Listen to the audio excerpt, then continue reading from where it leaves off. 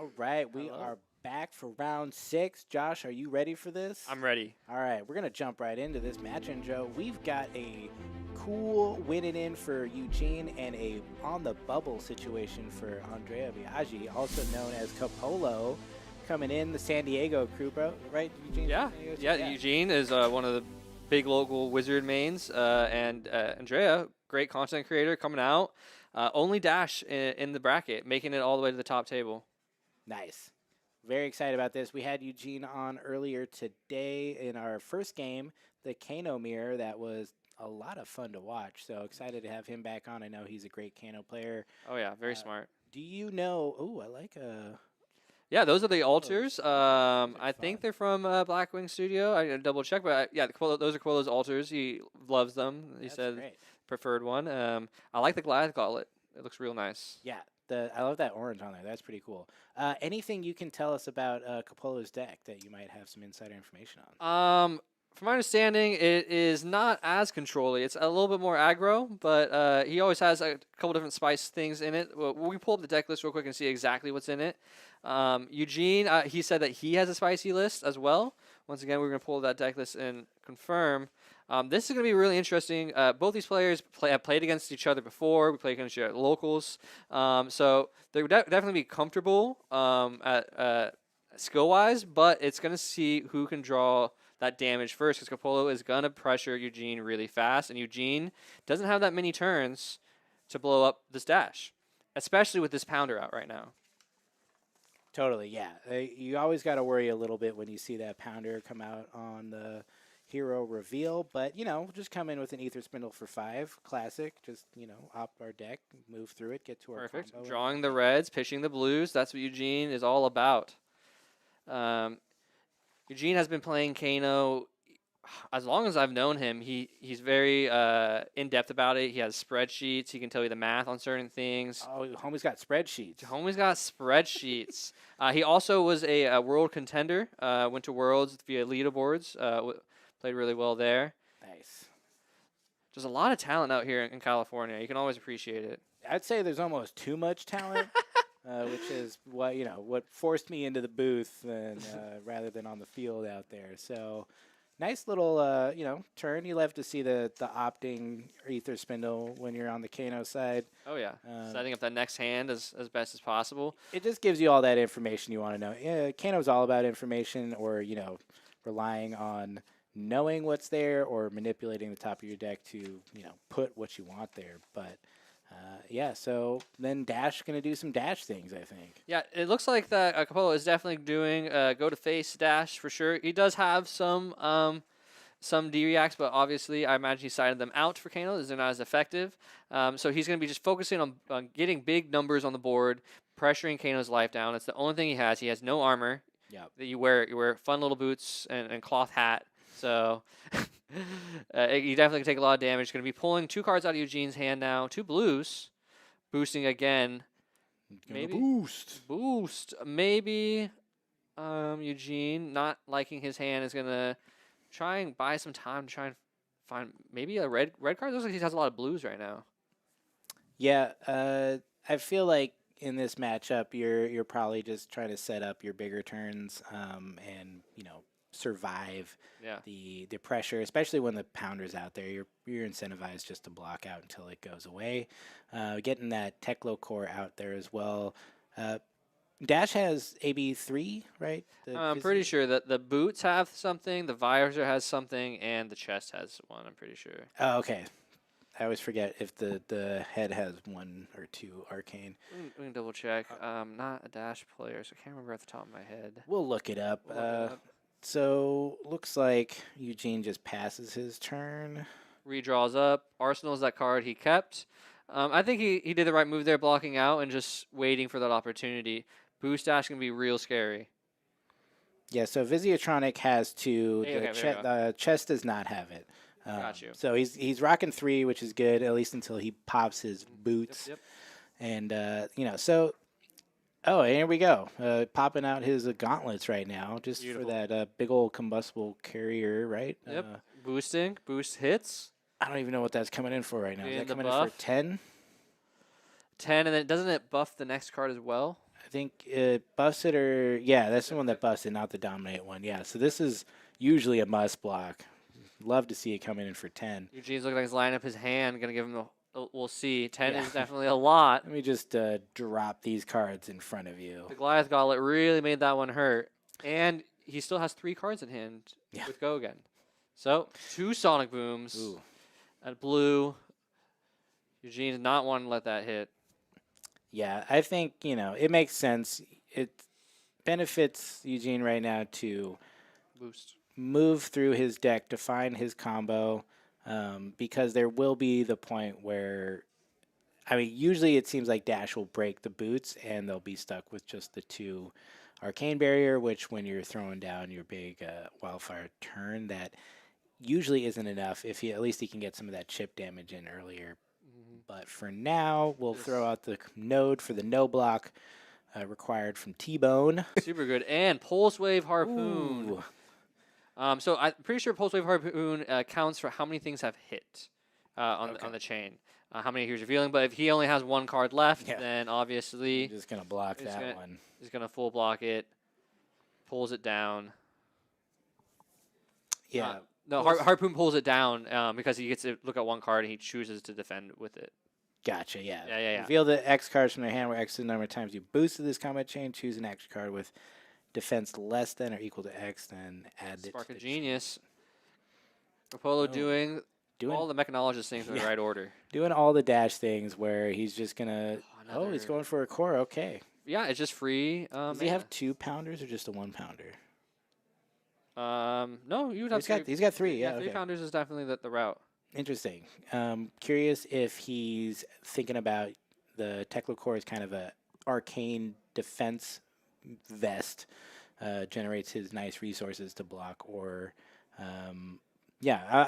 or maybe he takes out the pounders in this matchup. I'm not sure how he sideboards, but I would think you'd want to put more pressure, and you might not even need that many resources, but I don't play Dash, so I don't really know. Well, just from an aggro perspective, I can speak on this, and definitely with Kano, it's kind of like it's a step-by-step process. You play your first card, but it has Go again. You see what Kano does. Does Kano give you his cards? Well, if there's an on-hit, probably going to block. So that's less cards that you can slap back with at instant speed. If then I say, okay, this one got 2 cards, let's do another Go again attack. And then, so far, Eugene has had to respect every one of these chains because of Goliath Gauntlet, because of the on-hits that are coming through.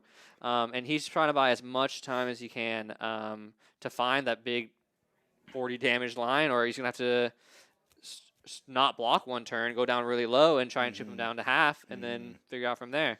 But looking with all this setup that Capolo has, it's going to be very hard for him to sustain that long. Got 4 floating to start his turn. Easy dash stuff. Beautiful dice, by the way. Thank you, LSS. Appreciate it. Those. So I mean, as long as that pounder's out, I feel like the pressure is just going to remain. Eugene's not even bothering to look at his hand right now because he needs to survive long enough to be able to get to. You see him looking through the graveyard. I think he drew like a pretty good opening and damage wise, but he would have taken so much damage if he didn't block any of those things. Yeah, it is that thing where you have to really value your life as a resource, but sometimes you do need to give up some of those powerful cards just to give yourself the breathing room, especially, AB3 makes this a little bit more complicated. I don't think he has anything like Oasis Respite. No, it doesn't look like it. No Oasis. He does have a good amount of blues, though. Yeah. Yeah, I mean, Dash usually does. I feel like they have at least enough that it makes you think a little bit before you go too far in. So here we go. Throttle coming in for 8. Ooh. Again, I think, Last one for the pounder, though, until he can find a new one. So that's a bit of a breathing room. I think he has a Spark of Genius in hand, though, so that will complicate things a bit because he can probably just grab another Teklo pounder to continue to put this immense amount of pressure on Eugene, who is, doing well blocking up. He's only taken 5 damage so far. Yep. I think I have to assume Capolo's presented like on a much more than 5. Oh yeah, definitely a lot of damage. I think just letting 5 leak is reasonable, especially at these big, large 8 attack turns. Yeah. Eugene's gonna put 2 cards down. He's gonna block 6, take 2. I think right now it's hard for Eugene to block really well because no armor as a wizard, but he's trying to survive these big boost turns, and hopefully hope that Capolo might draw. Might not get a boost off of something off the top, or might not draw something correct and find that opening. Just being patient and defending. Yeah. So those Teklo Core resources really coming in handy, paying for these large attacks. So he's coming in for 8 and then coming in for, looks like 6 here, or just a 5. Oh, yeah, that's right, because it was buffed by Powder. So just a regular 5, and he still has 3 cards in hand. So definitely going to leak some damage this turn. I imagine Capolo attacks a couple more times, and then at least once more, and then maybe he goes for the Spark of Genius play. So activating the heart to generate some resources. Oh, nice. Love to see the Teklo Core and the High Octane get banished for... There's another Spark. So I think that gives him 2 resources. He pitches a yellow, so I think he's going for the Teklo Pounder, because otherwise the Teklo Core is free. Which maybe that's why he grabbed the Teklo Core before. Maybe he didn't have resources to do it. I always forget about the XX cost on that. So Teklo Pounder coming back out, which you hate to see. That card can leak so much damage for Andrea. You seeing Eugene not being able to block from the 8s or the 5s. He's taken 4 damage already. That's almost a third of his health gone. Yeah. So it's gonna be rough. I think we'll see if Eugene can dance around this. If he, there is that chance against Dash where they do overextend and they don't have any resources left, and then you can win from almost anywhere if you've got the right cards as Kano in that situation. So you need the wildfire, right? You definitely need a wildfire. You always need a wildfire, and I would guess that he might have a wildfire in his arsenal already. That'd be cool. Tome's pretty good here. Tome's always good. You love to see Tome. Giving him some damage.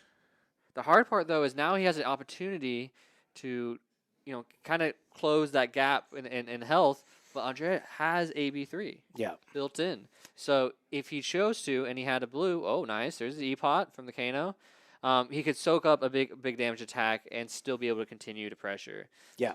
So you're still in a tight corner here, but it's nice to be able to play your cards. Yeah. We love to be able to play our own cards. Yeah. And I think in any case, just getting cards out of Andrea's hand is beneficial. Yep. I think, as much as the E-Pot does advance Eugene's game state and provides him the ability to go even bigger on his final kill turn, it didn't demand any cards from Andrea. So we're coming back with a 5-card hand. He's got the 2 resources starting out from Teklo Core. So this is going to be another onslaught of boosted attacks that, of course, will be first one's coming in even bigger with it's a blue one, though, Pounder. I think. Is it a blue? It kind of looks like blue. 5. Yeah. That's wild. Because it's 2 plus 3, right?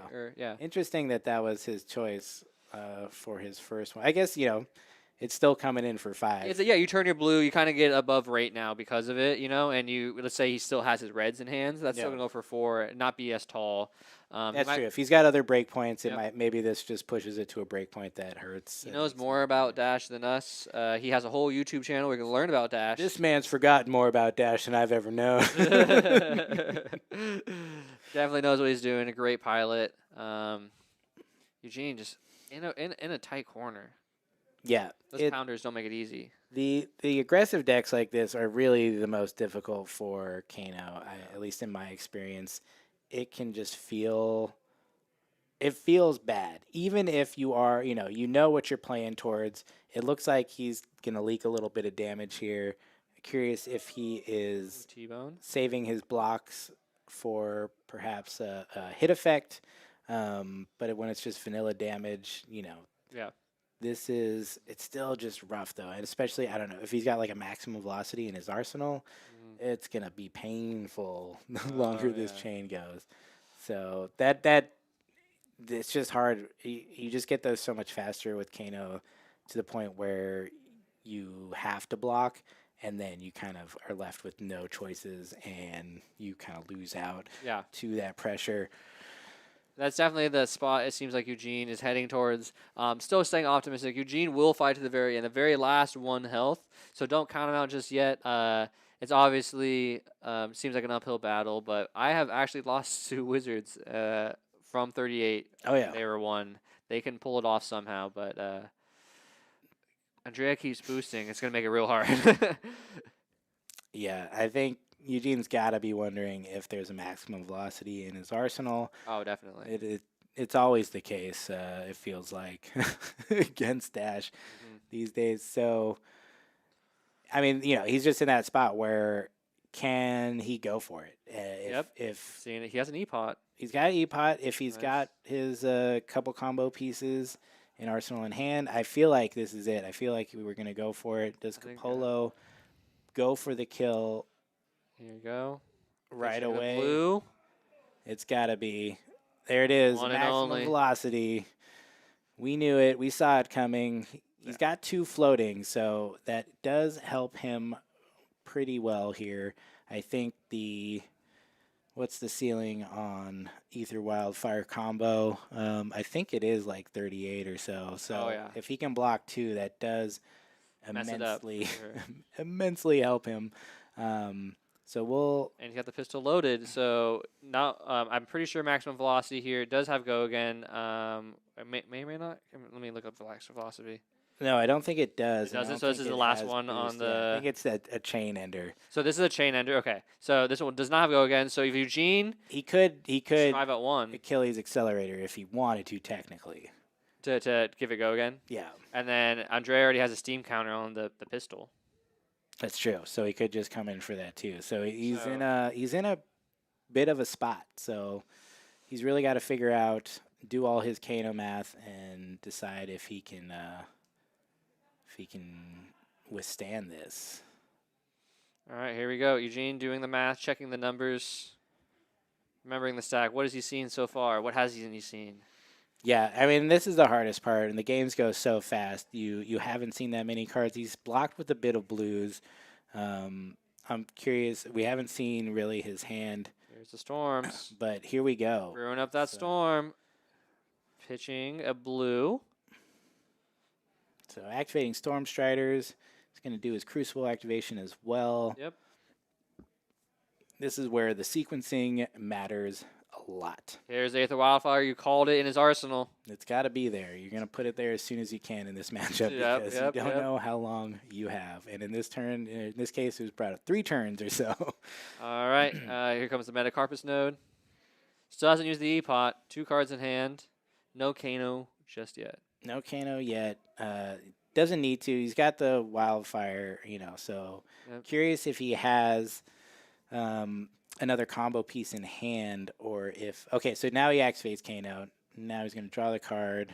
Well, he's activates Kano, then Ragamuffins on the stack. Yeah. Puts that card from his hand, or I imagine his hand back on top. He did a little switcheroo there, but I think that would be the case. Hopefully he drew another blue. Kano resolves, comes off the top. Lesson in Lava.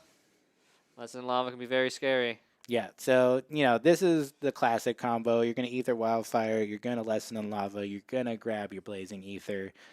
This can come in for, lethal from anywhere you stand, but it's going to be a little bit harder because of these 2 floating that Andrea has right now. I think, okay, so one thing I want to point out. If this is your go for turn, this is the make it or break it turn, I think he should have blocked with Tunic. Yes, I think 1 health might matter here.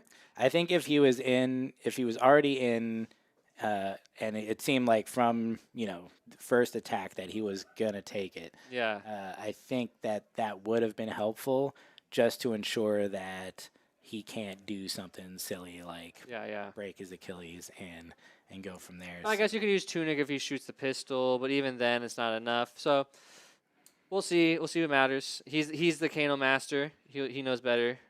Yeah. So far, he's popping off that lesson in lava, resolving backwards. He's Capolo. He's gonna use 2, and He's going to take 4 damage. 4 damage. So everything from here on out is buffed by 4. Yep. So Lesson in Lava will come in for 7, assuming, he takes that because he has no other resources. His damage will be then at 11. And then, the... Collins has a calculator out, too. Yeah, this is how we do it as Kano.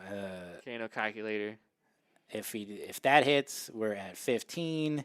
And then if he Blazing Ethers, he will do another 15. So he's presenting 30. 30 damage right here? I think it's only 30. So he has 3. Yeah, he still has 3 floating. He does have 3, and he's got 3 on the board, 1 floating. So there is a strong possibility. You have to get Blazing.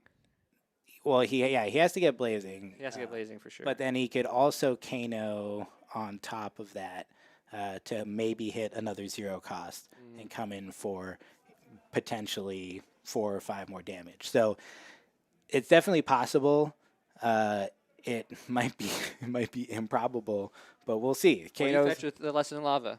What's the fetch? It's always Blazing. It's always Blazing? Always Blazing. Always Blazing. Yeah. Just great card. It just doubles everything. So, the only way that he can deal as much damage as possible is to do that. I mean, maybe there's other pathways where you try to do, something clever, but I think the consistent play is to fetch Blazing because, that just doubles everything. So it's going to come in for 7, 4 plus 4. So it's actually coming in for 15, 19. I think, is that right? 4 plus 4. 7. I can do math. 7 plus. Then plus 4. Wait, no. Someone put the GIF of the guy from The Hangover with all the numbers. Yeah, I'm feeling the lack of lunch I ate right now. In my brain, I should have eaten that sandwich. Eugene brings snacks. He's prepared. Yeah, you got to when you're doing Kano stuff. Brain math, so so he's gonna do 7 plus 4 plus 4, which is 15. There we go. And then if he can do something else that's gonna come in like any 0 cost that comes in for 1. There's the Blazing. Is going to come in for, no. Wow. Oh, man. There's not much to call. This is what Kano does these days. If you're doing anything else, you're probably maybe a little less consistent. But I know there's variations out there, but it's just the value. No. Blazing's great. Blazing's great. And I'm really interested to see. My anticipation has peaked on using that Epot and the Tunic mana to see that card on top. What is that card on top? Yeah. That card to me is what's going to break this open. So he's going to put that there. He's definitely going to Kano. Hopefully he drew a blue. He did. So he can Kano there. The question is, I think the move right now would be to Kano again if he wants to. But I think he's just going to go for the Blazing Aether. And maybe hang on. Because, if he has the Tunic and the single resource off of that, he could potentially, have what he needs to chip him down on the next turn. But, yeah, it's not a great position because he is going to go to 1. It's kind of insane that Andrea was at 38 when we started this sequence, and now at 12, almost the same health as Eugene. So showing you that don't count wizards out until they're dead. I promise you, I've lost to wizards at 1. Yeah. This is a common thing that can happen, and Eugene knows the numbers. Yeah, he is about to take 10 from this maximum velocity, though. It's okay, he's at 11. Health is a resource as a wizard. Yeah, I think he's responding to the play of it, so he actually could still block with the Tunic as well after, but he wouldn't have anything left in hand, so then go 1. So I guess the Tunic block doesn't matter here, but yeah. It might, but yeah, I think he's also realizing that this pistol is in play as well. So Yeah, it's hard when they've got some resources floating. It really, yeah, Andrea just pointing out the fact that Yeah, that he could give it a go again. Yep. Yeah. So here Eugene says, then I will crack it. yeah, crack it, cracks Epot, gets his tunic resource. All right, here we go. The moment we've all been waiting for. What is it? And Tome. Oh. we love that for Eugene. Oh Yeah. man. See, I'm on it. If I'm honest, I would have done that before playing Blazing Aether because I think he was. I think Tome, draw he would have had 2. all the information, and then his Blazing Aether could have gone in for even more if he was able to get some good cards off the top here. Of course, if he draws 2 reds, the nice thing about drawing a tome is that I think he can still block. Yes, this gives him more opportunity to block and survive here. Evan, head judge, edge of his seat here. Yeah, Evan loves this. Yeah. I feel like we've been on Eugene this whole time. Andrea, That's okay. It was the close up. That was intense. All right, pitch to blue. Got the spindle.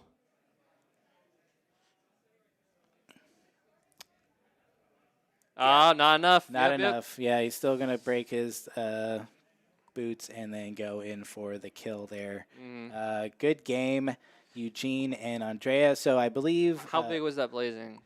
Blazing I think was just for 15. Was for 15, and then that got him down to 12, and then the Aether spindle wasn't enough to. Yeah, Aether spindle is not going to be enough. It's just going to be for 4. So that's a rough spot. I think because then you're at 1.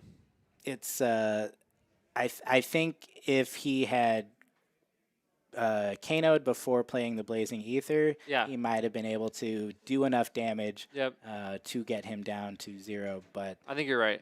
That's you don't know these things until you know them, and that's what we say. You don't know what you don't know. Yep.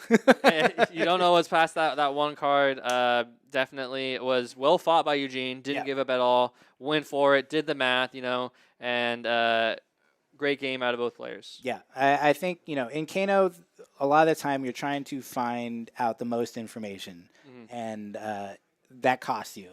Sometimes it can cost you a lot because just finding out some of that information means you're losing a card, and that can be the game right there. But I think if you are going for it, and maybe Eugene just didn't realize that the Achilles Accelerator plus the pistol was going to get him no matter what, so he had to go all in because you want your Blazing Aether to come in for the most amount of damage possible. So you need to make sure that that's buffed up as much as you can. But it's how it goes. You live and die by the lifestyle fire as a Kano player. And mad respect to Eugene. Great games today. Definitely.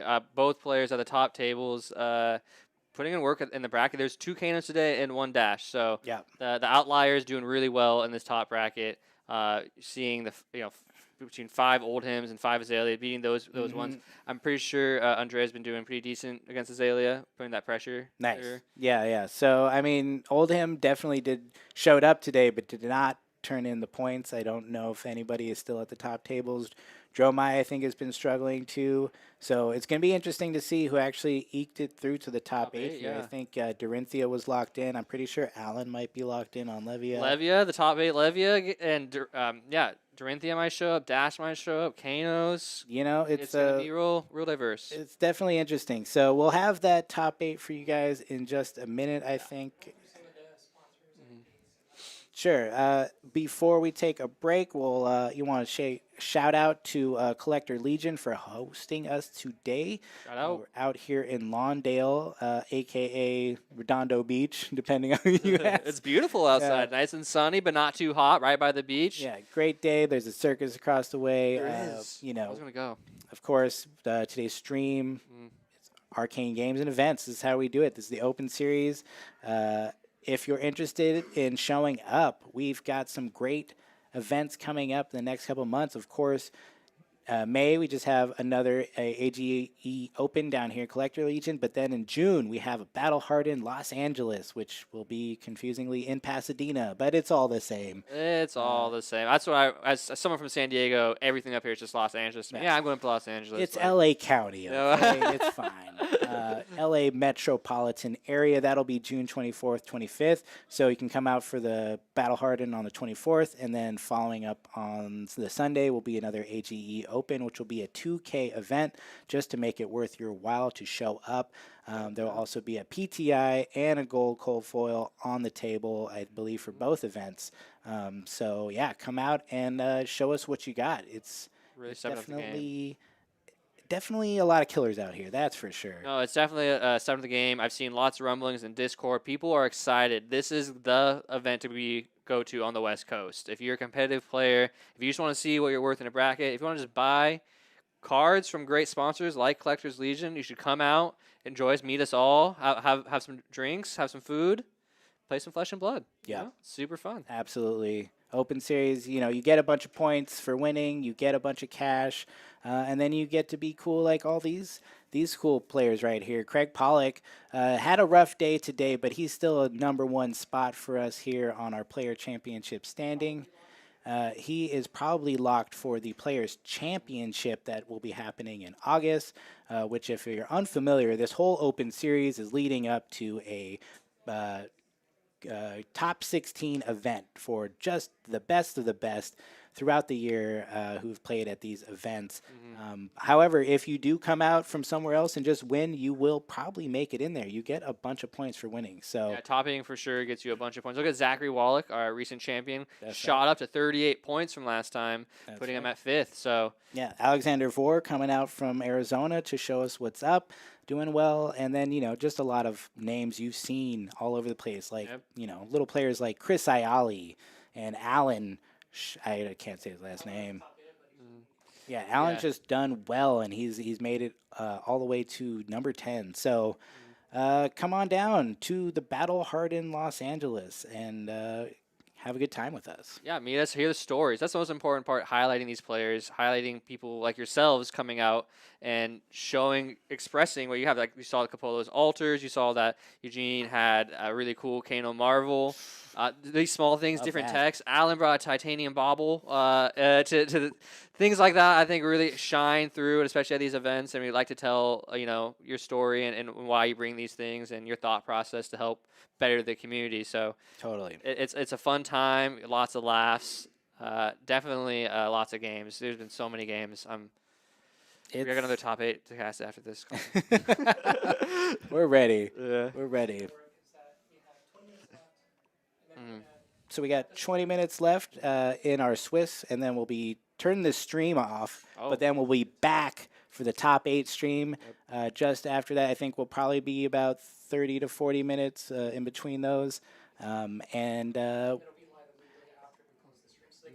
Yep, that stream will be popping up right away, so jump on over there and hang out while we get ready for the top 8, do the deck checks. We do this at a competitive level, so we do the whole shebang with deck checking all of our top 8 players. We will be back before this stream ends, I think, to let everyone know what the top 8 is, just so you can get prepared and excited for that, and then we'll check in with you soon. Yep. Thanks, guys, for watching. We'll see you guys soon for the top 8. Hell yeah. Let's go.